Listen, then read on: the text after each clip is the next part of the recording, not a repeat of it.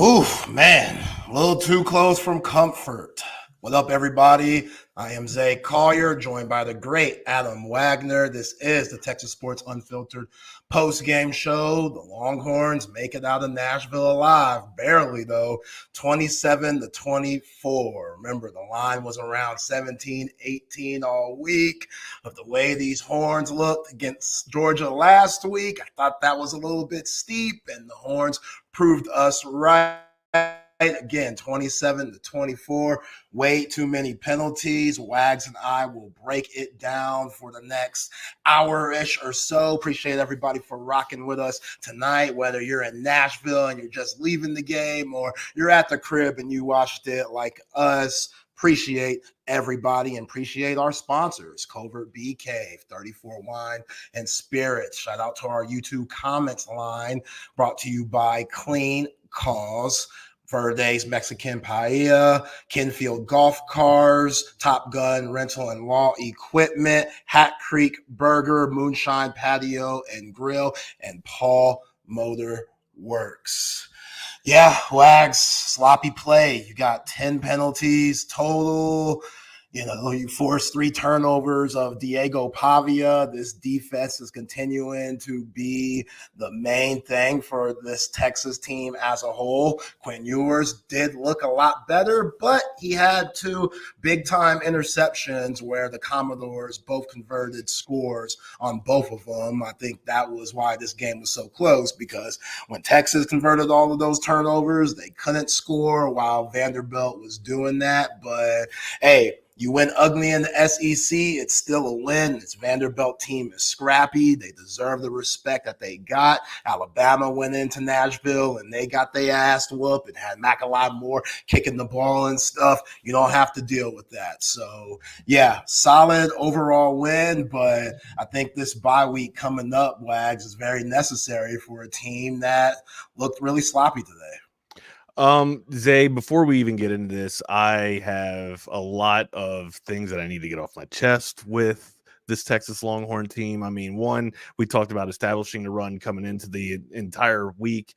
I don't know if that got done. We'll talk about execution, you know, in the coming up post game here, but there's so much to break down of this. One, a lot of it's execution. You could see the X's in it. Like when you see the 2 teams on the field, you clearly see the bigger team, right? And why you weren't able to take advantage of that is beyond me, Zay. We'll break that down. Yeah, absolutely. I mean, it's just self-inflicted wounds.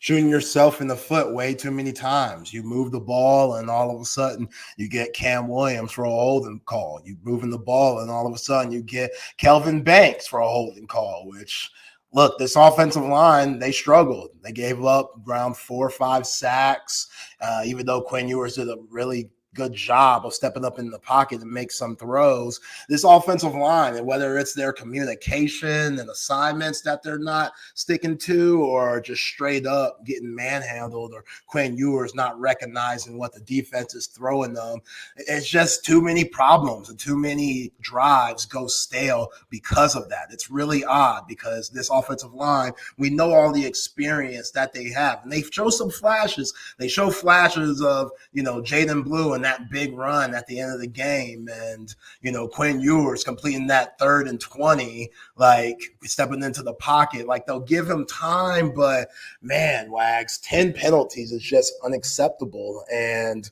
when you got Gunnar Helm, some of your best players, Amari Nyblack, welcome to the party. This was the first sighting really of him all season long for the Alabama transfer, but the time that he was in, the little reps that he got, he gets a big holding call in the 4th quarter. So, yeah, you get a win. As Rob is saying, you win against a top 25 team on the road in the SEC. We know in previous years, Longhorn teams probably would have lost this game.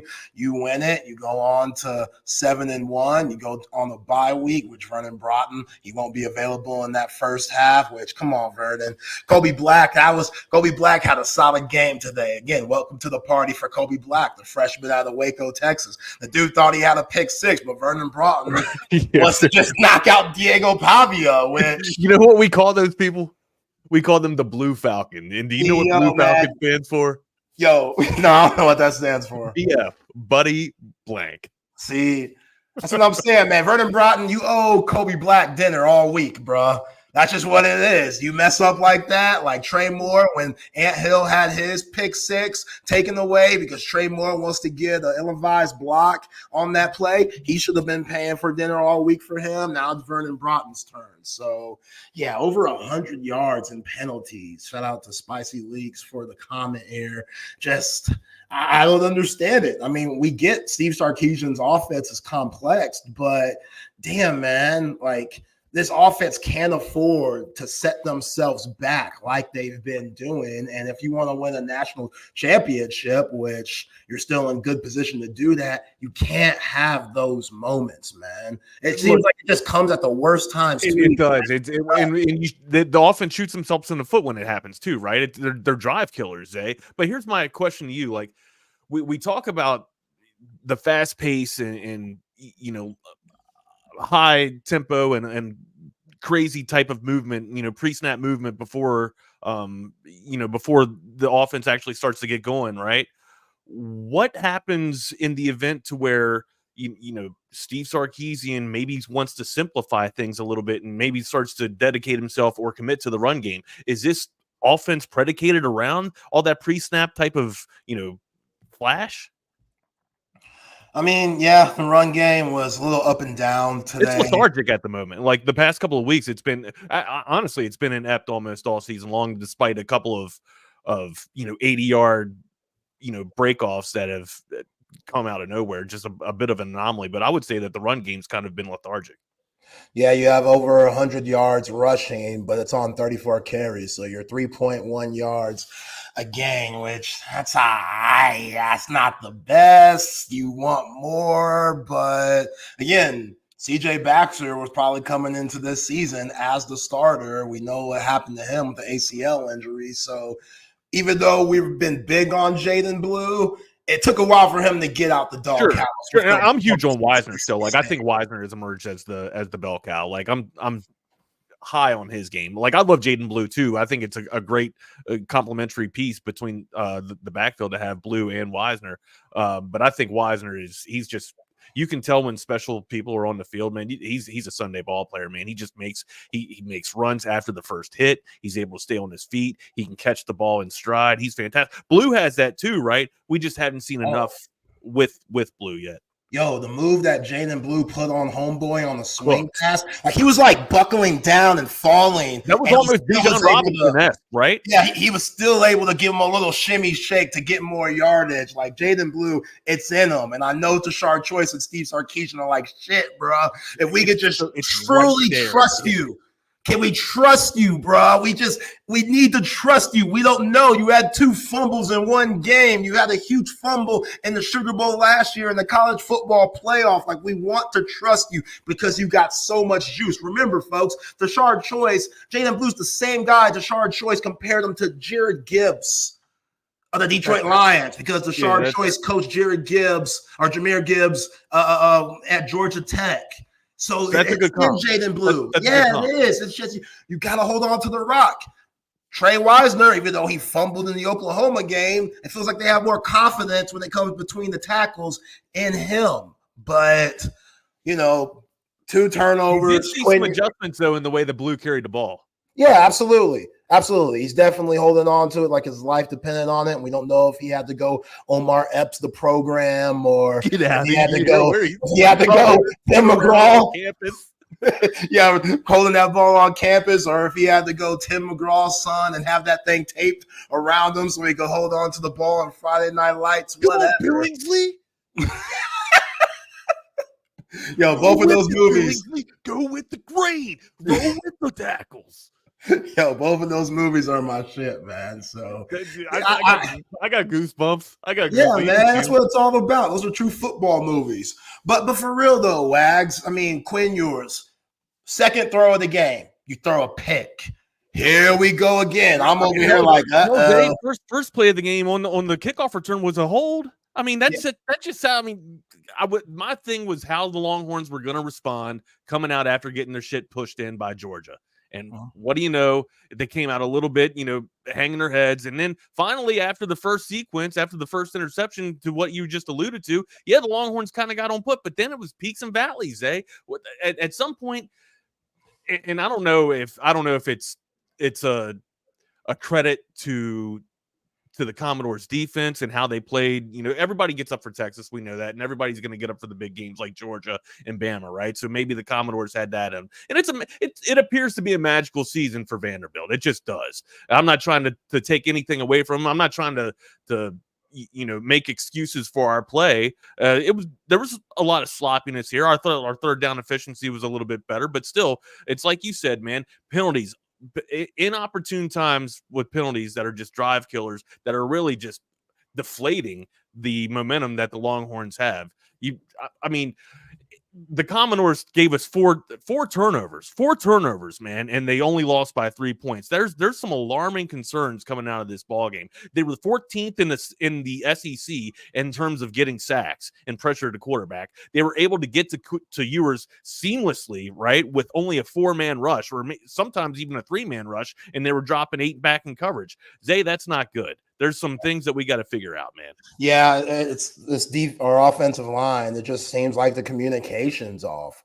I agree with you. Now that was 3 turnovers, so we don't want to give we want to give Texas a lot of credit, but Vanderbilt only had 3 turnovers. And look, man, if Quinn Ewers, no, you're good. But if Quinn Ewers, man, he's getting sacked like this, and you're having all of these penalties, you look at the offensive line, you're like, what's up, guys? Like, what's going on? Like, is Cam Williams listening to all this draft talk about him? Because, bro, you don't have enough reps. Like, yeah, when it comes to measurement, 6'5", over 330. You look great on paper. Looks great on paper. Great off the bus guy. So does communism. Communism looks fantastic on paper, but it don't work. All right? Yeah.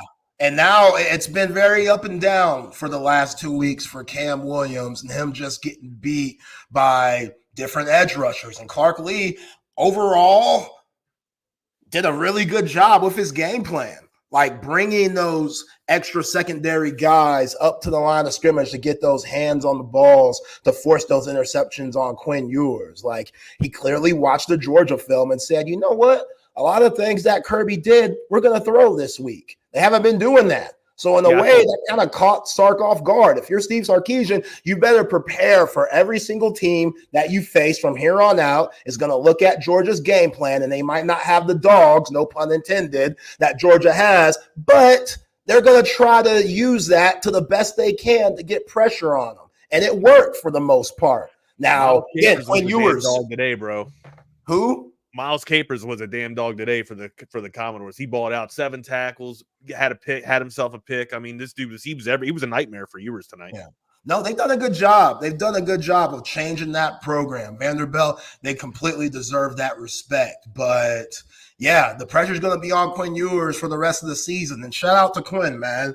It's been a tough week. It's been a brutal week from, the whole 24/7 sports thing where they got hacked and, obviously struggling against Georgia, and Arch Manning comes in on the 7th drive of the first half. And now you got even more Texas fans against you. And even though you threw on your second pass an interception, you came back with 17 straight completions. Like it wasn't, anything crazy. But you could win off of Deacon Duncan your way up the field. You just have to be disciplined enough to do it. I'm watching the Chiefs do it every week. Patrick Mahomes, he's just playing smart football, taking what the defense gives them. They're 7-0. Yeah, it might not be the prettiest, but they're winning games. That's fine. Exactly. Mahomes will even tell you that he's not playing the most efficient football in his career. Matter of fact, Zay, he's only got like 6 touchdowns and 8 interceptions, to whereas that flip side, I think Quinn's playing fantastic. Now, look, he's due to throw you one a game, right? He's due to throw you an interception a game. It appears that way, right? But it's like you're saying, inside the hash marks and mid-range, slinging it around, dude, he's going to cook. My problem, and I think everybody's problem is, when does the defense start playing underneath? You know what I mean? How long do we go with until they start making adjustments to where they're taking everything away that's underneath and forcing things that's either, 20 yards downfield, or Quinn just starts to live with the check down. And I don't know if you heard the broadcast tonight, they were calling him check down Charlie, which what BK usually calls the dude, right? So look, it works. It works. Does work. It's an extension of the run. The wide receivers are too fast to risk it.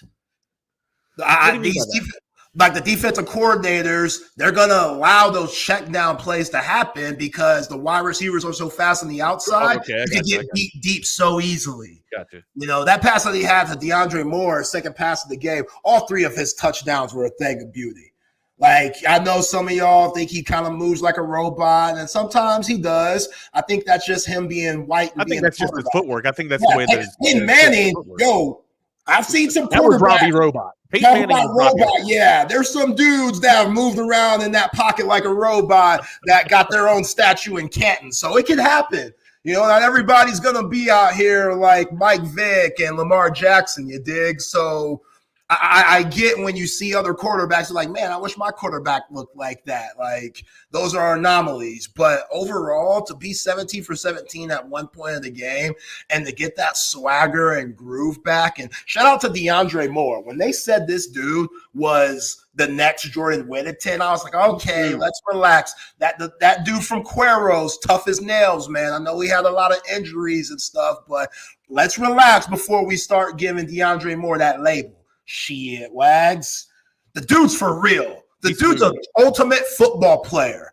Whether it's blocking, whether it's running routes, underneath, hitting the deep ball like on that wheel route from the slot, hitting them on that RPO when he was in the slot down the sideline. It's just DeAndre Moore is so reliable. 6 catches, 97 yards, 2 touchdowns. Like, that guy, with no Isaiah Bond, he stepped up to the plate, a la Freddie Freeman, and hit that home run. You know what I'm saying? You like that little baseball World Series pool, man. Yeah. You know what I'm saying? You bring up a great point here. So let me piggyback off of that and ask you a question. With no Bond, and I don't know if Bond was your alpha or the leader of this wide receiver room, but I thought he emerged to me as the leader of the wide receiver room before he went down with an injury, right? Who, in your mind, is the next man up in terms of leading in that wide receiver room, or who is the go-to guy for yours? I thought it was going to be Bolden it feels like Silas Bolden has a really good rapport with Ewers, or Ewers tries to work Silas Bolden into the game or into the plan of attack a lot better. We know Ryan Wingo can toast and get crazy with the speed, right? But I mean, like you said, dude, when Moore comes out cooking like this, and he is smooth with it. He can do he is the Swiss Army knife like Whittington was. He can do every damn thing. He can block downfield, which we all know how difficult that is to do when you're trying to set up a route and then all of a sudden 5 yards down the field, you got to square up and take on the damn block so you don't get called for holding like everybody seems to be getting called on for the Longhorns these days. But no, he's fantastic, Zay. Great point. Yeah, if you can answer my question, who do you think's the next man up in terms to speak for this? Is it Moore? I mean, if we're talking about just the wide receiver group only and not Correct. Gunnar the Helm, wide receiver room. Because it is Gunnar Helm first. I think it is. I think you're correct. I think Helm is the dude. Yeah, and then I think it's DeAndre Moore. Okay. I think it's DeAndre Moore. I think Matthew Golden, you can mix him in there a little bit, which unbelievable catch by him on that quick out in the end zone. Like one hand snag. That's nasty, man. That's nasty. With all that pressure behind you, and that's a hell of a throw by Quinn Ewers too. But, yeah, I think in any given Saturday, any of these wide receivers could step up. Now, it is weird to what Charlamagne 68 is saying. No Jonte Cook. Oh, I got that. Shamanda, yeah, whatever. But no Jonte Cook today. I don't know what's going on with Jonte Cook. You could get left behind. He might still be in the doghouse for that drop that he had against Mississippi State. Arch Manning threw him one on the money, a deep shot. With how close this wide receiver room is, one drop could have you at the end of the bench and not getting any bump. That's a lonely bench then, man. That sucks, dude. You better be you need to be listening to some Bob Marley Redemption song, because get that boy in the game. That's all I gotta say. You can't get him in the game if he ain't producing. I know. I mean, he's just too fast. There's so much speed on here, right? Like, there's just so much speed on this team, man. Yeah, Quinn needs one of my favorites. Quinn needs as many reliable guys as possible. If Jonte Cook's not one of those reliable guys, then it's taking Amari Nyblack. Amari Nyblack might not play 10 reps today. It's taking him 7 weeks for Sark and Jeff Banks and all those guys to trust him. You know what I'm saying? And he got in the mix a little bit early. And I was like, okay, finally, let's get this guy out there. Like, this guy has too much speed for him not to play at all, but his blocking must be so damn bad. They don't trust him, and they'll make that offense one-dimensional because when the defense sees Amari Nyblack and they go, they ain't going to have this dude block. He can't block. He can't block. So, you can't have him in for too long. That's why Gunnar Helm's taking all those reps, man. But Gunnar Helm seems to be getting called for blocking calls too, or holding calls too on some blocks. Hold on, no timeout. Let's take a 20 real quick here. Did you see the pancake that he got called on for the hold? I missed that. He straight up pancaked some dude, decleated him and crucified him, whatever you want to call it, and they called a holding on it. I don't know what the hell a hold is. I don't know what pass interference is these days. I don't know what a face mask is anymore, man. It's all convenient at this point. And it just seems to come when inopportune times for the Longhorns there. I'm not making any excuses for the Longhorns here, but damn, man, it feels like it's very censored in or honed in on the damn Longhorns for when they have holding calls, committed. So yeah, I mean, this might be Big 12 refs coming into the ACC and repping. I don't know. It's going to be interesting to watch that game again because I do want to watch every single penalty that was called on them to see if they were valid or not. But appreciate everybody for rocking with us tonight. Hit us up on the Clean Calls YouTube text line. Clean Calls is a better for you beverage on a mission to support addiction recovery. Enjoy a healthier energy boost with 160 mg of organic Verba Mate tea that won't cause crashes or jitters like coffee does or your traditional energy drinks. There's a flavor and there's a product line for everyone. Choose from sparkling 0 calories, sparkling low calories, or non-carbonated yerba mates that's sweetened only with organic cane sugar. Best of all, every can lends a hand to 50% of its net profits to support addiction recovery. So yeah, Clean Calls, the name is there for a reason. They have donated over $3 million so far, and they're just getting started. Grab a better for you boost and help make a difference with Clean Calls drinks. Yeah, Wags, I mean, this team just, I got a lot of people still thinking that this team's a fraud. Even the commentators on ESPN after the game was over, they're talking about the secondary not being tested and this and that, which is such bullshit. All we heard all week is how good Diego Pavia is. Now Texas beats them, and all of a sudden they haven't faced a good passing offense. And I get it. That's not what Vanderbilt specialty is. They want to get you in that ground and pound, take advantage of the clock type of game, run the ball. Then Diego Pavia on the 3rd and 3 or 3rd and 4 pulls a rabbit out of his ass and does something crazy to get a first down, and they just slowly beat you to death like they did Alabama, like they did Kentucky. Shout out to this Texas Longhorn team that won the time of possession 31 minutes to 29 minutes, or 28-51 if you want to be specific, for Vanderbilt. You didn't let them control the clock. And yeah, you shut that Diego Pavia stuff up. Like Pete Kwiatkowski, he's been in his bag. Like 14 of those points that came from Vanderbilt were off of Quinn Ewers' interceptions. So Vanderbilt got good field position. And when you get good field position, then you have an advantage there. Everybody knows that who's watched football since the first time, the football was snapped in the real game. So this defense is continuing to show up week after week. And they were laying the wood on Pavia.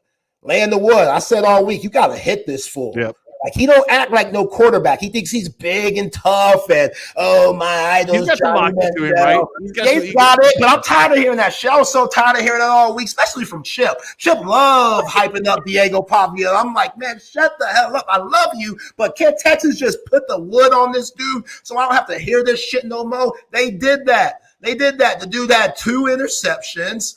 They had him go out the game, which I'm not looking for anybody to get hurt, though, but it's his fault for running. Jelani McDonald got that ankle a little bit. Baron Sorrell got him a couple of times. Trey Moore hit him one time. Vernon Broughton, illegally, got a good shot on him. They were hitting Diego Pavia, man. You know what I'm saying? Even though Vernon Broughton, that was dirty, I appreciate them hitting that dude because he needed little jab to throw something out of the Matrix. Yeah, man, he needed to be hit. He needed to get off that high horse of his, and I think he got off of it with the way this Texas defense played. Mookie Taft, man, that dude's a warrior. Jelani McDonald, hell of a game. Andrew Makuba's out. Andrew Makuba's been so reliable all year long, the ATX native. Jelani McDonald, what's that mean for you? You getting more reps, dog. Jelani McDonald was hitting. Jelani McDonald had a couple of hits where I'm like, yo, there might be a flag coming. Jelani McDonald was doing the old Chris Benoit suplex and shit. He did. Yo, can we do a Chris Benoit reference here? We won't get canceled for that. No, I don't. We're talking about play. We're not talking about. Yeah, I don't recommend any type of Chris Benoit stuff other than inside the ring. But you know what I'm saying, man. That's what I need to see. Jelani McDonald, if he got a game ball. Murder, no pun intended, but murderous intent. Yeah, see, you're going over the line. I'm not. You went over the line. I'm not going over the line here. It's a football reference, Zay. It is a football reference. You got to hit with reckless abandonment and murderous intent. That's what I'm talking about. That's what I'm talking about. Yeah, Diego Pavia, they rung his bell a little bit. That's what I'm talking about. You know, Jahdae Barron, he had a big-time hit. You know, Kobe Black had a big-time hit to break up a play for a deflection. Like this secondary, when you see those young guys get in there and start making plays and stuff, Jalen Gilbo, he had a play where Diego Pavia tried to run off the edge, and Jalen Gilbo did a good job in pursuing that and pushed them out of bounds. Like this defense, they've been solid, man. I don't really care about what national media has to say about them not being tested. Whenever they line up, they hold their own. Yep. And if they get put in any type of uncomfortable situation, what we've seen, it's always been because of the offense. Every time from Georgia to this game, you ain't lying, man. It's all been the offense. That's Steve Sarkisian's baby. Yo, Sark, that 10 million, 10 penalties for 10 million, that don't match up for me.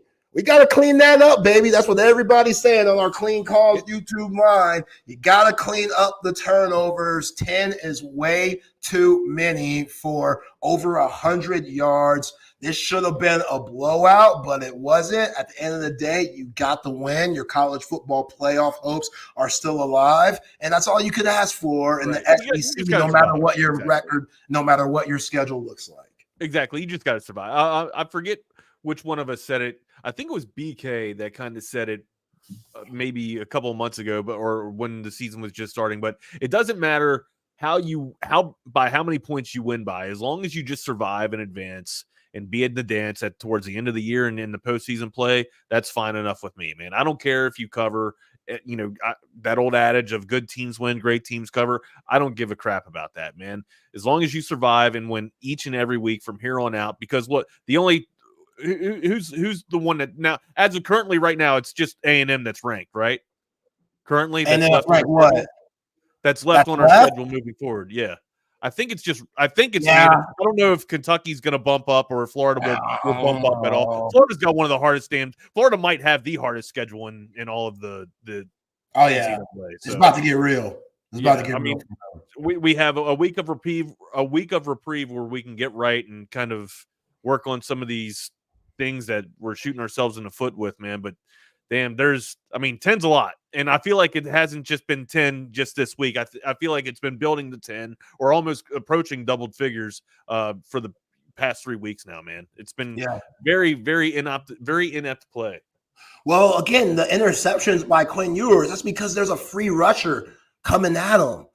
That has to do with the offensive line. Even when there's more rushers than there are linemen blocking, it's just figuring out what's going on pre-snap.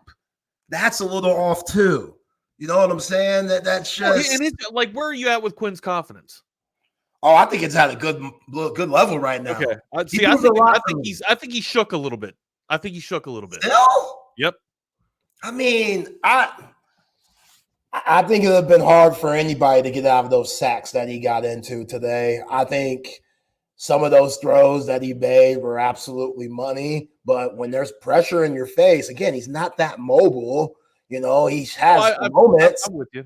He has moments where he can move around in the pocket, but again, Clark Lee, he did a good job. He obviously watched what Georgia did last week to disrupt Quinn Ewers and this offense. Glenn Schumann, defensive coordinator of Georgia, and Kirby Smart. That defense was a masterpiece. So Clark Lee went against the grain on a lot of the things that he's done up to this point and put a little bit of what Georgia did in this playbook. Now, if you're Sark, you got to be ready for that. Like, if you're Sark, if you're playing your offense, you got to be ready for that. And I felt like overall, they weren't. And a lot of those communication problems, that's what leads to false starts and holdings, because you don't want Quinn to get knocked out. You know what I'm saying? So when your guy beats you, you're going to hold.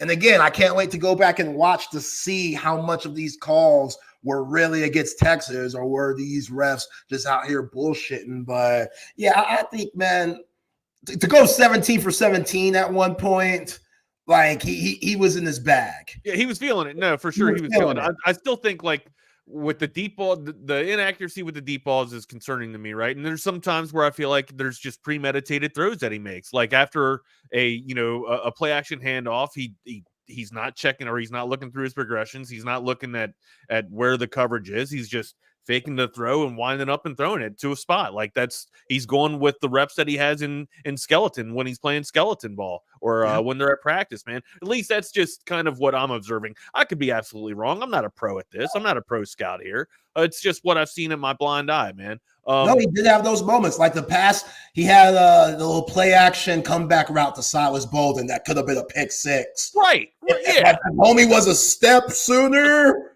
oh my Lord, because it seemed like the dude was anticipating that like crazy. And that was a good play by the defender. But to what you're saying, Wags, there's some times where it's just like people are saying on the Clean Calls YouTube text line, premeditated. Like he's already throwing it before anything's really established. Right. He knows where he's going before he even sees the coverage. Yeah. So yeah, you get the defender to bite a little bit, and then maybe you got a wide open play for 30 yards or something. Hey, shout out to Matthew though, man, donating to this website. We appreciate you, man. Thank you, Matthew. Appreciate you, dog. That's much love. Yeah, Quinn Ewers, 27 for 37, 288 yards, 3 touchdowns, 2 interceptions. Again, still turning the ball over, like you said. He's going to give you one, like JV, like Justin Verlander. He might give you one. He might throw you one. Yeah. But Texas still gets the win, 27-24. They go back to the ATX with this bye week coming up. 7-1, 3-1 in the SEC. Let's break down the offensive MVP, brought to you by Verde's Mexican Paella, located on Hamilton Pool Road off of 71. Verde's Mexican Paella is serving up an extensive menu of your traditional Mexican favorites and Tex-Mex favorites. They have a beautiful indoor dining area, great for a date night. You could take your lady, or your lady could take you. Women are out here making moves too.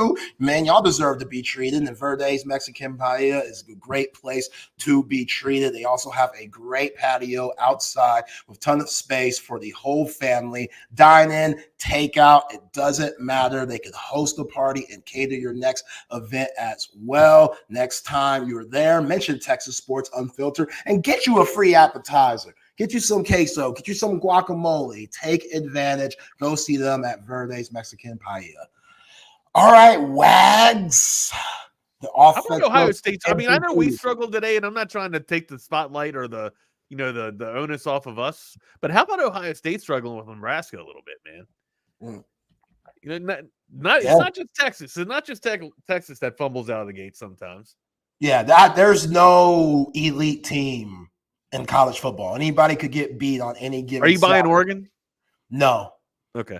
No. I think that good win against Ohio State, but let's see that game on a neutral field and then come talk to me. You know what I'm saying? But all right, Wags, your offensive MVP brought to you by Verde's Mexican Paella. Who you got? I'm gonna have to go with the guy that you alluded to earlier, man. Moore. I think Moore had a fantastic game, 2 tutties. I mean, the leader in receptions, and he was able to do it all in the blocking game as well.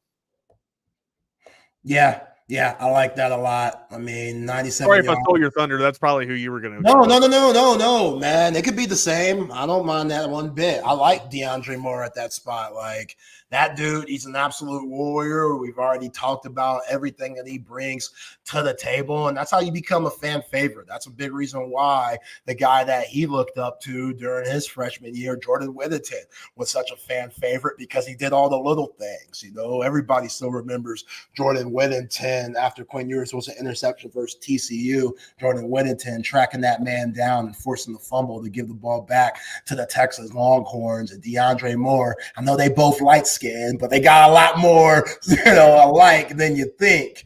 Like the way that they play. I know we always do these comparisons and stuff, Wags. And it's always like, why can't Cooper Kupp be like Randy Moss? You know what I'm saying? No, I got you. Yeah, why does Cooper Kupp? Why the hell does Cooper Kupp have to be like Ed McCaffrey just because they're white or something like that? You know, we always have that. Wayne Corbett. You know what I'm saying? We're like, yo, this guy might play like him. You know what? He's a Wes Welker. Yeah, man. But DeAndre Moore, he really is like the next coming of Jordan Whittington. And he's faster. And he has a little bit more juice than Jay Witt. That's what I like. I felt like Jay Witt was kind of rough and rugged, and he could get it done no matter what. Like Moore is smooth with it. Like he's great. He can do it all, but he's graceful with it. Right? Yeah, he's graceful, but then he'll punch you in the mouth on one of those blocks, man. And he's so reliable. For my offensive MVP, I'm gonna go with Quinn Ewers, man. Okay. Of how hard of a week that it's been on Quinn. Who knows how short his leash was coming into this game? Like Sark could do all, though we were sticking with Quinn the whole game stuff. Whatever. If it would have been like it was in Georgia against Vanderbilt, you probably would have put in Arch, and that would have been it for Quinn Ewers, probably on the bench for the rest of the season. But those talks are now over. Even though we had 2 interceptions, he made some big-time throws today to give the Horns an advantage and secure the win. And, it's not his fault guys are holding and guys are jumping off sides. Right. And now, that 1st and 10 is turning into a 1st and 20. And now that 2nd and 5 is turning into a 2nd and 15. Like, it's not Quinn Ewers' fault at all for that. It's not his fault that those are bad numbers for the sticks, right? Those are bad numbers to move the chains. Like what do you what can you do with that? Like that's tough, especially with the way that Sark makes his calls, man. Like it's hard. Very aggressive, exactly. You're right. Yeah, it's hard to deal with that when you're given those self-inflicting wounds. So yeah, I'm gonna go with Quinn Ewers there. All right, Wags, the defensive MVP brought to you by Kenfield Golf Cars. If you are looking for a new or pre-owned golf cart in the market, we've got good news for you. Kenfield Golf Cars, right around the corner, been around since 1979. They have an unparalleled selection of different golf carts available, new or used, and they want to turn your golf cart ideas into reality. No job is too big for them. No job is too small for them. Whether you're getting an existing golf cart for your own design or building a fresh new golf cart, anything fits what you want, fits your needs. Nobody does it better than Kenfield Golf Cars. Check them out at their website, kenfieldgolfcars.com, or give them a call, 512-258-8515. The Kenfield Golf Cars defensive MVP. Wags, who you got? I've been trying to get this dude as the defensive MVP accolade for the past 2 postseasons that I've done, right? Because he seems to make all the plays, but there's just somebody else that kind of has a spotlight moment, right? Where he doesn't get his spotlight moment or his time to shine. Well, he had it today, and he set the tone with the first interception and the first takeaway. Michael Taft had 6 tackles today, and not only it's just the 6 tackles and the takeaway that he had, Zay, he does it in opportune moments where we absolutely need to get the hell off the field, right? You don't expect the safety to be able to come up there and fly off the damn, like I just mentioned it with reckless abandon, right? You're supposed to go up there and break down and form tackle in an open field situation, right? Supposed to break down and be able to make the tackle. He comes in with reckless abandonment and looks to decleat people, and he absolutely hits them on the target, man.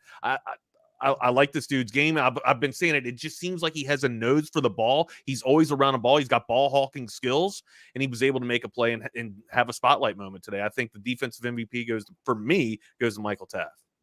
Yeah, he's a fan favorite, man. The dude just bleeds orange.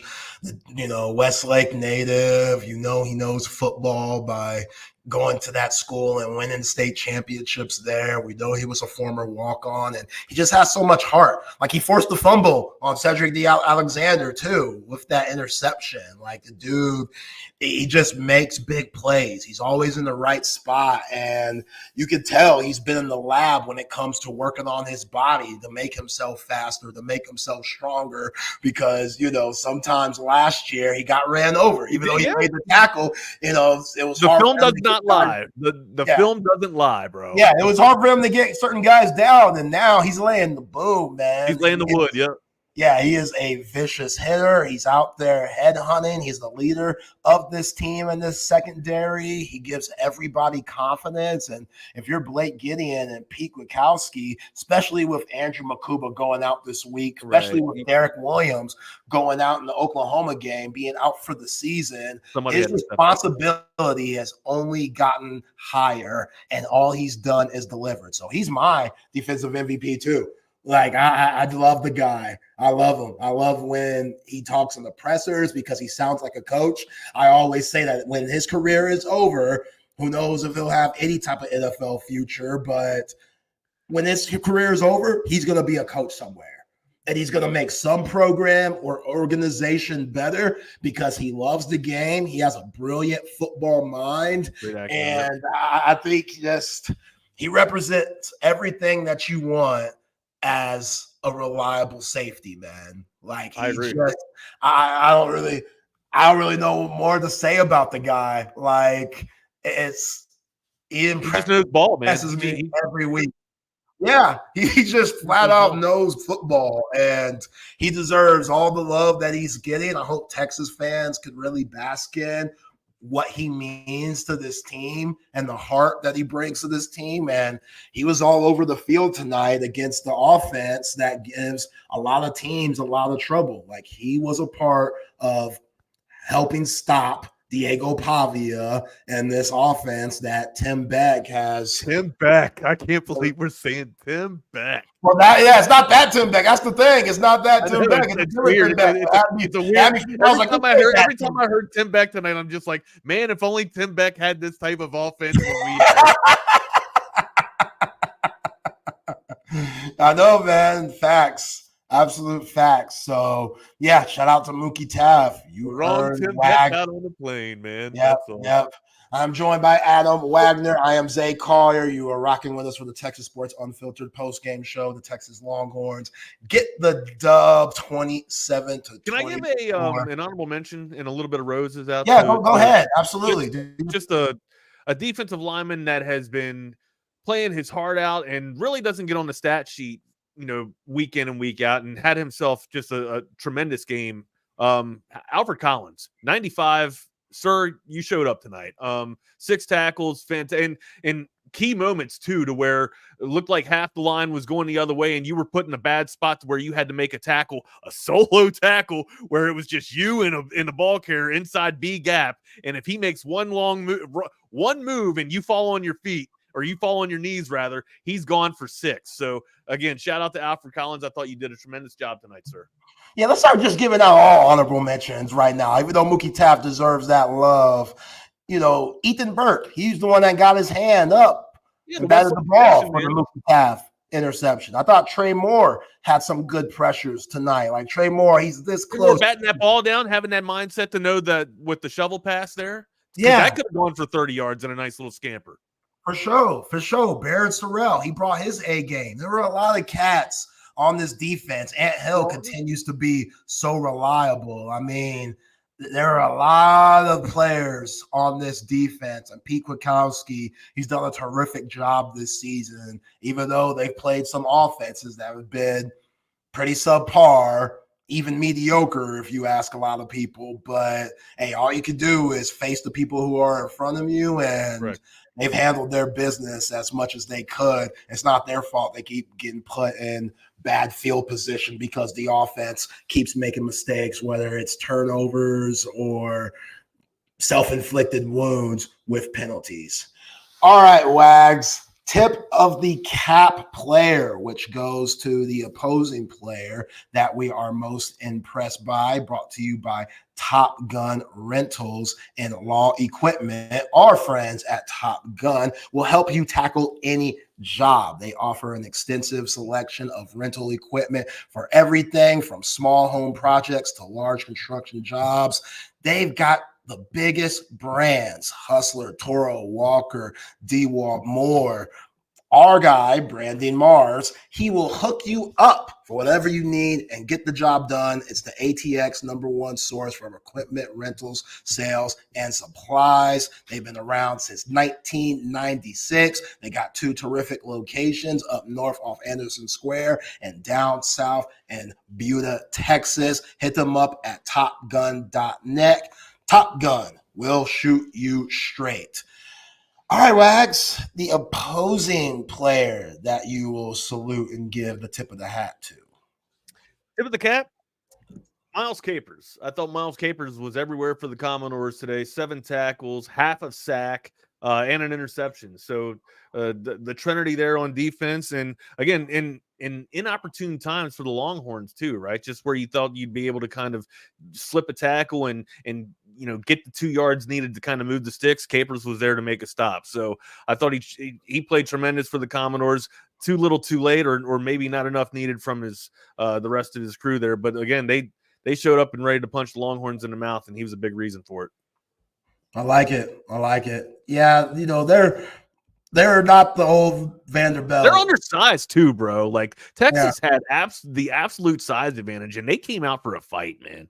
Yeah, they scrap, they claw. Again, you got to give shout out to Clark Lee and his coaching staff for going out and finding guys that fit your program, guys that maybe have been overlooked, guys that have been amongst the JUCO ranks that haven't played Power 4 football, that just want a chance to showcase what they could do in the SEC. And they have enough guys to do that, to make a game out of anyone they've played. Like, no matter wins or losses, they've been in every single game. Yeah. So that's it. They're a scrappy bunch. My tip of the cap, brought to you by Top Gun Rentals and Law Equipment. I got to go with Diego Pavia, man. He's everything for this team. And for him to get hurt, I thought he was done. When they brought in Kenfolk, I don't know what his name is, brother man, and QB, when they brought in Homeboy. Nate Johnson.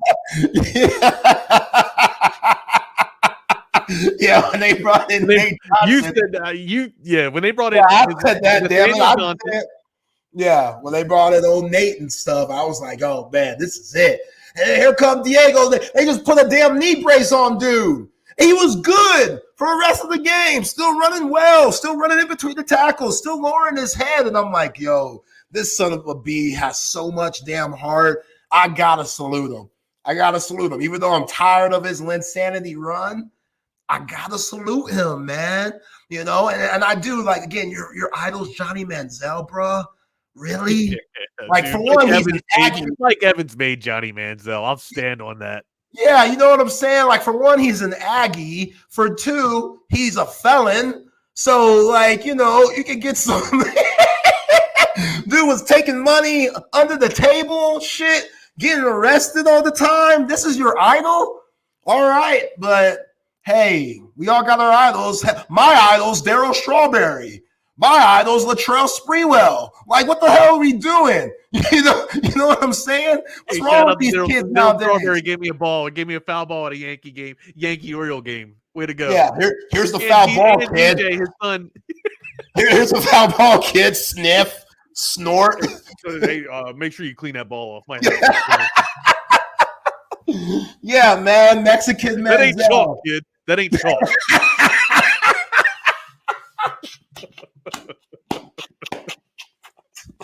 That's what I'm saying, man. Your idol's Daryl Strawberry. You're crazy. You're crazy, man. But yo, I gotta give credit where credit's due. The dude plays hard.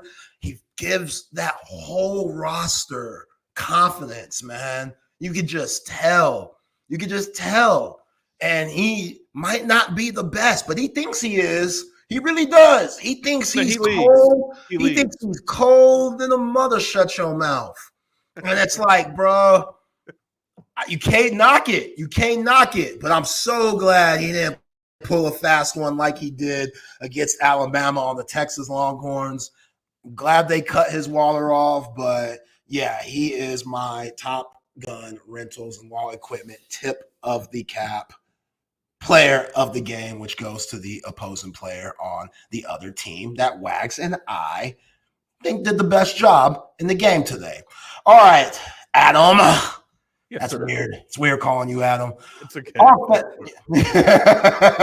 The offensive play of the game brought to you by Hat Creek Burger Company. Hat Creek Burger Company. Shout out to my man, Drew Gresson, man. Drew Gresson used to give CC fits, him and Brad Buckman during his Westlake days. And Drew went off after his career at Texas playing basketball and started up a burger company food truck in 2008, right behind Star Bar on West 6. And now they got 26 locations. Talk about beautiful story. I think Diego Pavia's story is beautiful. Drew Gresson's story is beautiful about Hat Creek Burger because it's that good. Again, 26 locations across Texas, Austin, Dallas, Houston, Waco, Temple and San Antonio, a rapid growth, but the food remains the same. A lot of people say, man, when places start branching out and, just getting more and more locations, the quality of the food goes down. Not Hat Creek. They do not do that. It is good food, good folks, good fun. Get their world famous burgers, get a salad, nuggets, fries, shakes at any location. Hat Creek Burger Company. All right, Wags, your offensive play of the game brought to you by Hat Creek. Who you got? Dynamite comes in small packages, right? Matthew Golden had a small impact on the game tonight, but it was an incredible play. The one-handed catch, which I thought kind of set the tone, and it was a much-needed score. Matter of fact, it's when, to be transparent behind this, post game here, I gave you the text message with the eyes like, "Yo, dude," and then with the big eyeballs, like, yeah, like here we go again. Here we go, and then sure enough, Matthew Golden kind of put me at ease a little bit there with that one-handed catch, which kind of set the tone, at least for me, with the Longhorns moving forward there. I thought for that play, it has to be my tip of the cap and play of the game. Okay. Yeah, one-handed catch by Matthew Golden. I mean, I think spicy leaks with the eyes. I see you. Yeah. Yeah, that was a hell of a catch, man. That was a hell of a catch. I think Matthew Golden, I would like him to get in the mix more. I know it's hard to find all these wide receivers. There's so much talent to be open. There's so much talent. I thought last week Quinn missed him a couple of times against Georgia, so it was nice for him to get back into the touchdown ranks. I think this was his first touchdown since the Michigan game, which feels like ages ago. Right. So, yeah, yeah, absolutely. So that was a big time play, man. Quinn needed that, especially after the first interception. And that was such a beautiful pass by Quinn. Just that Matthew Golden That's wasn't a difficult open. angle. That's a hard angle to throw. That's a hard angle to throw. I think people underestimate how difficult of a throw that really is. And Quinn, he put that thing on the money. So, yeah, that was very impressive. For me, I think it was probably the RPO touchdown to DeAndre Moore. Okay. And it was the fifth drive of the first half. That was to make it 21. I want to say 21 points there for Texas at that point. I think I got that right. Yeah. Texas got 21 points, which you only score 6 points in the second half. You don't like that at all. But again, the other team made adjustments. Sark has to do a better job making adjustments, and they can't shoot themselves in the foot with all the penalties like we've talked about a lot during this show. But, yeah, DeAndre Moore, beautiful catch and run. I also thought the pass to DeAndre Moore in the first quarter on the wheel route. I might have to change it. That was such a pretty pass. That was such a pretty throw from Quinn. And, people say Quinn's deep ball, which it could be up and down. That was a deep shot. That was a beautiful pass, beautiful catch. So I'm going to switch it. I'm going to make that my Hat Creek Burger offensive play of the game. Quinn threw that absolutely on the money. Just wish they would have continued that same offensive pressure on Vanderbilt in the second half. And clearly they didn't. Things that you have to work on during the bye week, Wags. No, I'm with you, man. It's a little kind of frustrating too. Like I feel like this offense has an identity, and it is like a high tempo, high speed, low drag, try and get as many wide receivers involved with the offense there. But then also I feel like it's extremely necessary to have a consistent ground and pound game, right? Which it's just what the Longhorns lack. And it feels like that's our Achilles heel at the moment. Yeah, there was a lot of tackles for loss too on the ground. Yeah, that's starting to come back as well. Yeah, that's not giving Jaden Blue or Contravian Wisner any favors if guys are already in the backfield before guys can even turn it upfield. So 104 yards total, 3.1 yards, your average off 34 carries combined. You do not like that in the run game. If you're Tashard Choice, that kind of pisses you off a little bit. But Kyle Flood, these guys, they got to move people better. When you run those gap scheme runs and you got guys pulling and stuff, you got to go head hunting. And you can't hold when you go head hunting. You know what I'm saying? So at the end of the day, the penalties, that's what sticks out the most. And until those are cleaned up, you're going to have very tight games by teams that, according to Vegas, you should be blowing out. I mean, remember, folks, the line was 18-17, and you only win by 3. I didn't think Texas was going to cover at all, but I thought they at least beat them by double digits. Yeah, I didn't think it would be a 3-point game. I didn't think it'd be a 3-point game either. But again, now you could say, all right, well, they got that last 7 at the end of the game, big deal. But still, it's a 3-point game. Here's the thing. By the way, like you said, it was what 13-point cover. That's what the line was. No, it was like 17-18. 17-18. I think I heard BK mention that it was a 35 preseason. It was a 35 line preseason. So yeah, it's been a different story, from the start of the season until where we're at now, though, man. But yeah, I thought ultimately too, like when you looked at this game and you looked on both sides of the ball, you saw a clear advantage with size for the Longhorns. And again, I'm not going to call Vanderbilt undersized, but compared to Longhorns, my God, there was a clear advantage, right? I thought the fact that the Longhorns weren't able to establish dominance and insert themselves, with a strong ground and pound game was very disappointing for me coming out of this. Yeah, well said. All right, time for the defensive play of the game, brought to you by Moonshine, Patio, and Grill. Moonshine, Patio, and Grill is a place that takes you back to a simpler time.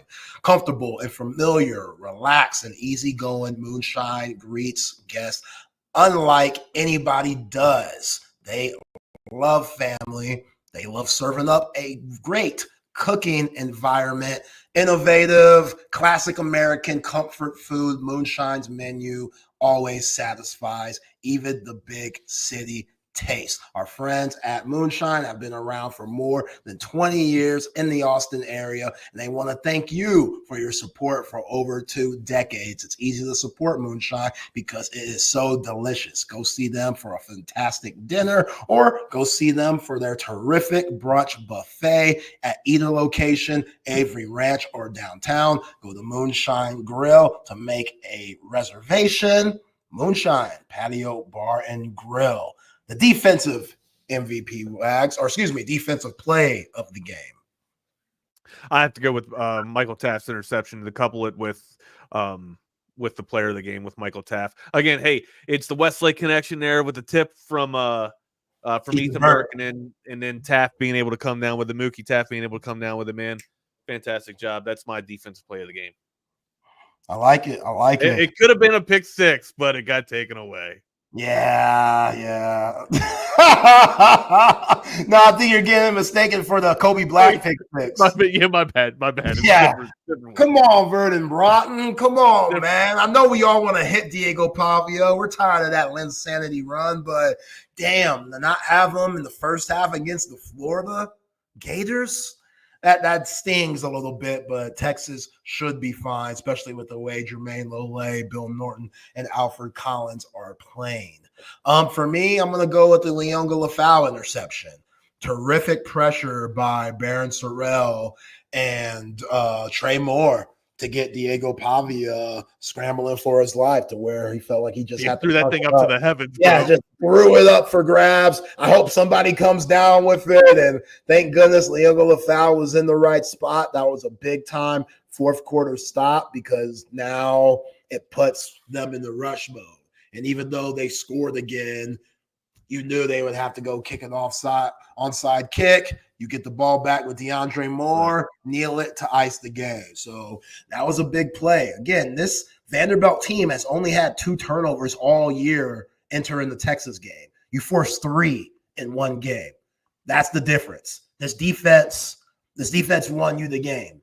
As good as Quinn Ewers was at times, offense got stale. You just mentioned the ground game, pretty mediocre. Needs work. I would say mid as hell. Very mid. Very mid. We don't like nothing mid around here. You know that. All high grade. Right. We like premium. We like premium. We don't need anything mid. So 6 points in the second half, unacceptable. The defense had to force turnovers on a team that doesn't turn the ball over at all. Diego Pavia, I think he had a fumble early on against Georgia Southern, and he had an interception against Kentucky. That's it. Nobody fumbles on this team. Mookie Taft forces a fumble on Cedric Alexander. Ethan Burke gets that tip ball to get the Mookie Taft interception. And then Baron Sorrell and Trey Moore at the end of the game get the pressure on Pavia to where Leonga Lafau gets the interception. Those three turnovers were the difference makers. Shout out to Pete Kwiatkowski's defense and the Texas Longhorn D. They definitely should be proud.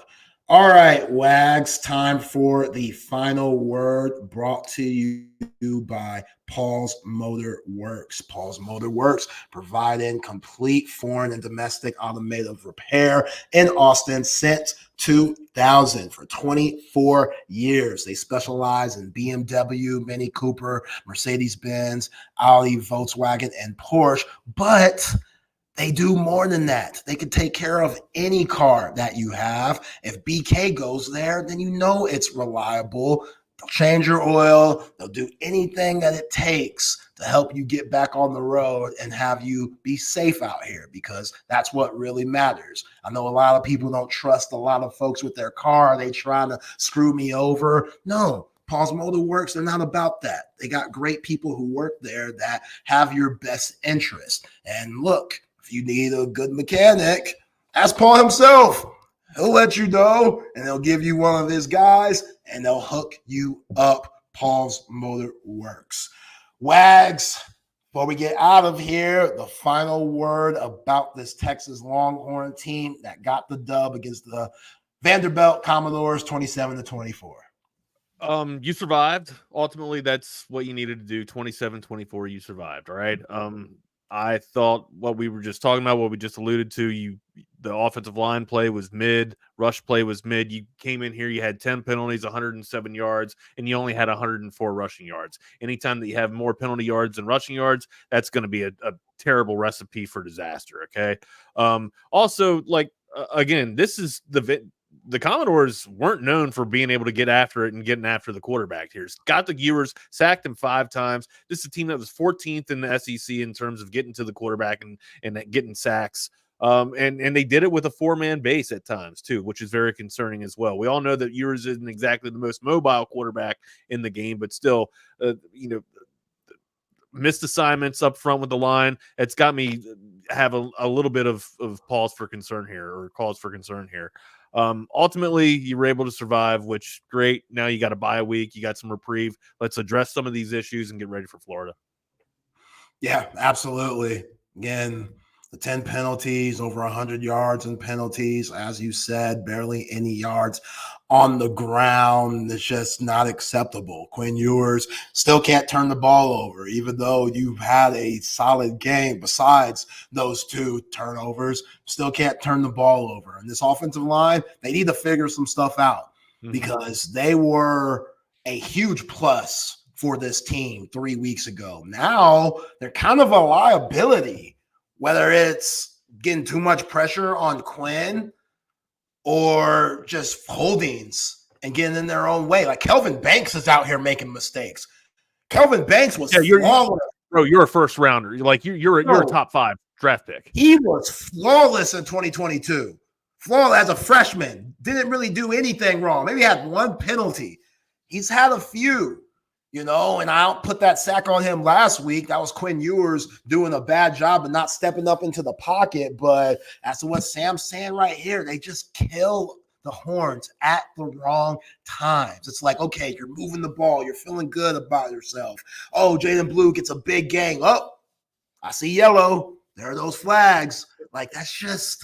That's killer, man. Yeah, it's not the SEC. It's not the SEC lower bottom of scoring update either. It's a penalty. You know what I mean? That, by the way, drives me damn nuts. That needs to change on the SEC network. You know what I'm talking about, and on ESPN too, where they have a scoring highlight or a scoring update. It comes up on the lower bottom third as like a yellow bar, and it looks like it's a penalty, or it sends an association to me like there's been a flag on the play. Okay. Yeah. So sorry, that's just me with my Jordan pettiness right there. No, I get it. I mean, yeah. Right as yellow, exactly, dude. It's like what? It almost looks like a damn. Are you trying to tell us that there's a flag on a play or what, man? Yeah. I mean, now you got UTSD because you've seen so many flags. Then I get what you're saying. Like that needs to be cleaned up. Kyle Flood, he should be a little ticked off. Their down efficiency was better this week, though. Yeah, it was. But again, you're not playing Georgia level of talent in Vanderbilt. Like you said yourself, you saw guys that didn't look up to par when it came to the physicality, especially when you compare it to Georgia. So you definitely shouldn't be getting skirt on the line or, jumpy because you're afraid of these guys attacking you. Like, what's going on with that? Because against Michigan, other than Cam Williams on that first drive, you were basically flawless. Right. These last few weeks is just Gunnar Helm and, again, Kelvin Banks and Cam Williams. Cam Williams, stop getting these unnecessary roughness calls, too. You got one against Oklahoma that was stupid. You get one this game. We get it. You're angry. You want your tackles to be pissed off and angry, but you can't be stupid. Right. You can't ruin drives because, they might have hit you or held you a wrong way and you feel like you got to return the favor. No, bro, be more disciplined than that. I get it. Don't take shit from nobody and always stick up for your quarterback.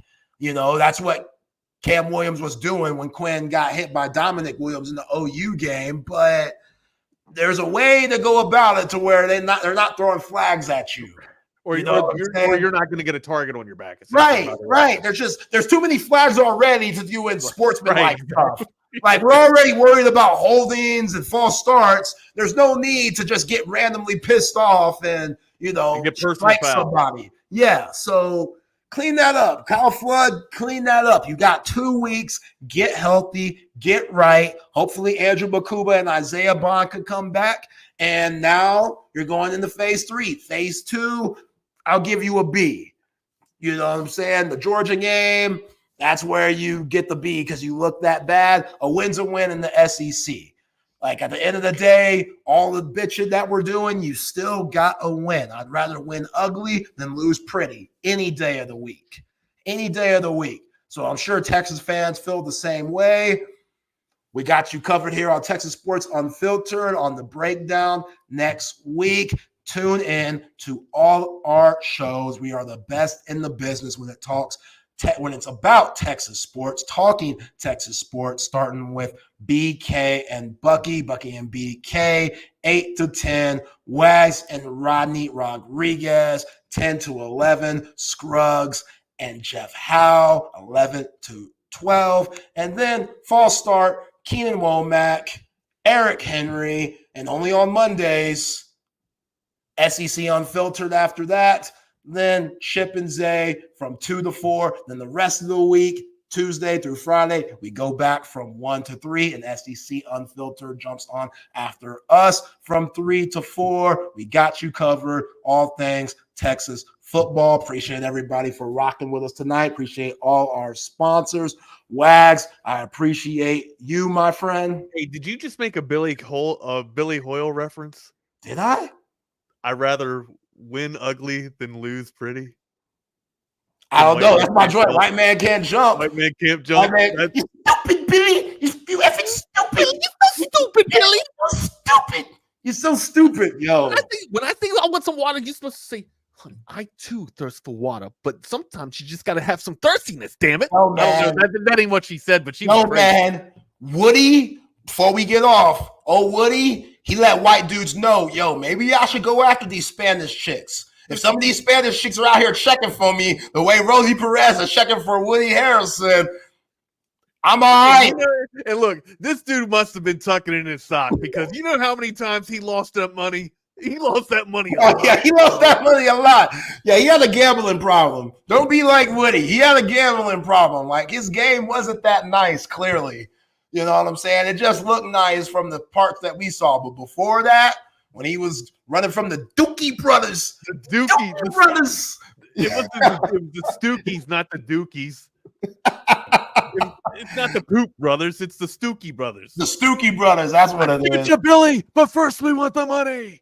God, that's a classic. I haven't seen the remake. I refuse. I refuse to watch it. I refuse. I gotta watch it because it's a basketball movie. Jack Harlow, whatever. I'm not doing that. No, you can't ruin a classic like that. Shout out to Wesley Snipes, Rosie Perez, Woody Harrelson. Classic. White man can't jump. All right, y'all. Appreciate it. I am Zay Collier. He is Adam Wagner. The Horns get the dub 27-24 in Nashville against Vanderbilt. We will be back. Texas Sports Unfiltered starting at 8 a.m. Y'all be cool.